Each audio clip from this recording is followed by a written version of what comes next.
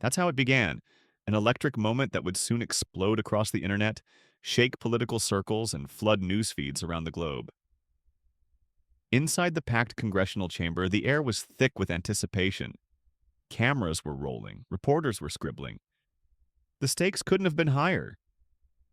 Sitting at the center of it all was Elon Musk, entrepreneur, innovator, and the world's richest man. Known for building Tesla, launching SpaceX rockets, and now running the social media giant X, formerly Twitter, Musk wasn't just a witness that day. He was the main event, but not everyone in that room welcomed him. Across the aisle sat Representative Jasmine Crockett, a rising star in American politics. Bold, fierce, fearless. She had made a name for herself with fiery speeches, unapologetic critiques of capitalism, and sharp takedowns of tech elites. To her supporters, she was a truth teller. To her critics, a grandstander. And today, she had Elon Musk in her crosshairs. The hearing was meant to be about misinformation, censorship, and corporate accountability. But from the very first moments, it was clear this wasn't going to be just another session of political back and forth. This was a showdown, a clash between two powerful forces with completely different visions of truth, freedom, and control. Musk leaned back in his chair, calm but alert. His signature smirk danced at the edge of his face. He'd been in high-pressure moments before, but this one felt different. This wasn't about rocket launches or market shares. This was about principle, about the soul of free speech in the digital age. Crockett wasted no time. Her opening line was direct and cutting. Mr. Musk, under your leadership, X has become a haven for hate speech, conspiracy theories, and disinformation. How do you justify letting this poison spread on your platform? The words hit like a bullet. The cameras zoomed in. Musk's eyebrows lifted ever so slightly. You could feel the energy shift. It was the kind of silence that only happens when something big is about to go down. He leaned forward, slowly, deliberately. Congresswoman, he began, his voice steady. What you're describing as poison is often just a difference of opinion. Free speech isn't always comfortable, but it is essential. The room tensed, some jaws dropped. Others scribbled faster. Crockett, clearly not expecting that level of pushback, tried to cut him off. So, you're saying that anyone should be allowed to say anything, no matter how dangerous or false? Musk didn't blink. No, he said. I'm saying the government shouldn't be the one deciding what's dangerous or false. That's a road we don't want to go down. Boom! It was in that moment that the entire dynamic changed. This wasn't a businessman on the defense. This was a man ready to challenge the very people questioning him. Musk wasn't just defending his company, he was defending an idea. And he came prepared. What followed was nothing short of astonishing. Musk began to lay out his case, document by document, fact by fact. And Jasmine Crockett, usually in control, found herself reacting, not leading. Within minutes, Musk had done what few expected. Flipped the script. He took control of the conversation, exposed contradictions in political narratives, and left even his harshest critics scrambling for a comeback. This wasn't just a heated political exchange, it was a moment that would spark outrage, celebration, memes, headlines, and millions of views across every corner of the internet. And by the time it was over, the name Jasmine Crockett would never be viewed the same again. It started like any other congressional hearing, formal, procedural, and packed with long-winded statements. The topic on the table, social media, censorship, and the growing influence of artificial intelligence. But everyone in that room, including the viewers tuning in from around the world, knew this wasn't just another day on Capitol Hill.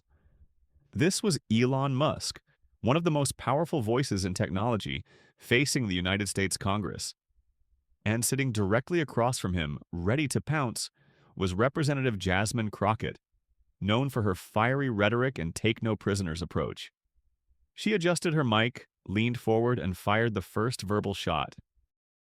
Mr. Musk, under your leadership, X has become a platform that fuels hate speech, spreads dangerous misinformation, and silences voices that speak truth to power. How do you possibly justify that to the American people? Her tone was sharp, her eyes locked on Musk. The message was clear. This wasn't going to be a polite exchange. It was going to be a fight, but Musk was ready. No stutter, no hesitation. Calm and collected, he leaned in slightly and spoke with quiet authority. With all due respect, Congresswoman, he began, X is a platform for free speech, whether we agree with that speech or not. What you call hate speech is often just disagreement with your political views. Gasps rippled through the room. Staffers looked up from their laptops. Even some members of Congress shifted uncomfortably in their chairs. You could almost hear the click of phones recording. The moment was going viral in real time. Crockett narrowed her eyes, not about to be outdone. So you're saying there should be no limits? That anyone should be allowed to post anything? Even if it incites violence? Even if it spreads lies? She pressed, her voice rising slightly with emotion. But Musk didn't flinch. Not even a blink. No, he replied. I'm saying the government shouldn't be the one deciding those limits. That's not democracy, that's control. And when the government tries to suppress opinions it doesn't like, that's the beginning of a very dangerous path. The words hit hard, not just because of what he said, but how he said it, with clarity, conviction, and a confidence that seemed to throw Crockett off her rhythm. It was the first time in the hearing she didn't immediately respond. For just a second, there was silence. Musk used the pause. We cannot let political convenience dictate public discourse, he added. You don't protect democracy by silencing people. You protect it by allowing uncomfortable conversations to happen. The room buzzed with energy. It wasn't just a tech CEO giving testimony. It felt like a philosophical war about freedom itself. Crockett tried to regain control. Let's not pretend you're a free speech hero. You've banned accounts too. You've removed content. Isn't that censorship? But Musk was ready for it. We moderate illegal content. What we don't do is bend to political pressure, he said. That's the difference. We follow the law, we don't rewrite it. The audience felt it. Those weren't just answers, they were counterstrikes. Each one chipped away at the foundation of Crockett's argument, exposing the gray areas politicians often try to paint as black and white. Even some of Crockett's fellow lawmakers looked uneasy. A few exchanged glances. Musk wasn't stumbling through a minefield, he was dancing through it, taking control of the room one answer at a time. And at that moment, the world watching online knew this wasn't going to be the hearing Jasmine Crockett had imagined. This was turning into something else entirely. Then came the turning point.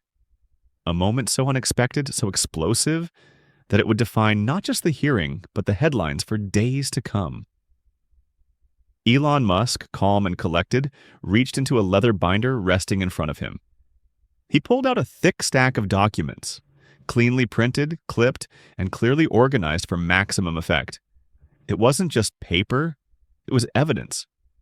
Congresswoman, Musk said, holding up the first page, I'd like to enter into the record a selection of internal communications between government officials and Twitter, now X, from before my acquisition of the platform. Whispers rippled through the chamber. Reporters leaned forward. Crockett stiffened in her seat. Musk continued, flipping to the second page and sliding it toward the committee.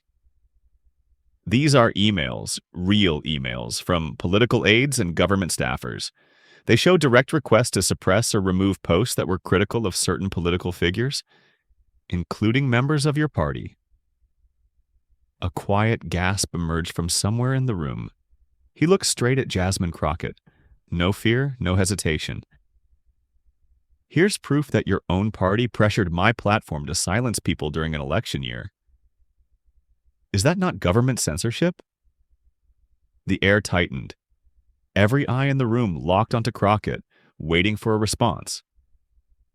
She blinked, visibly unsettled.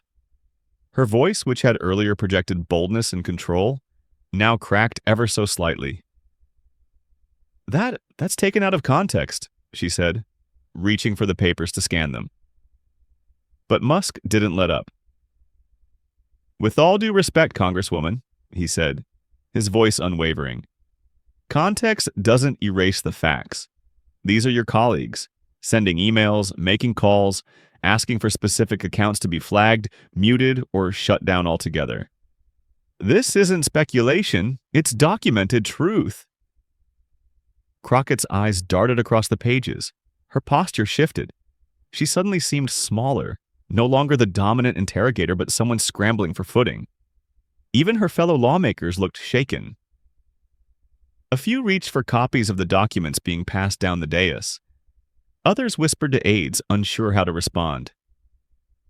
Musk leaned back slightly, letting the weight of his words settle across the room.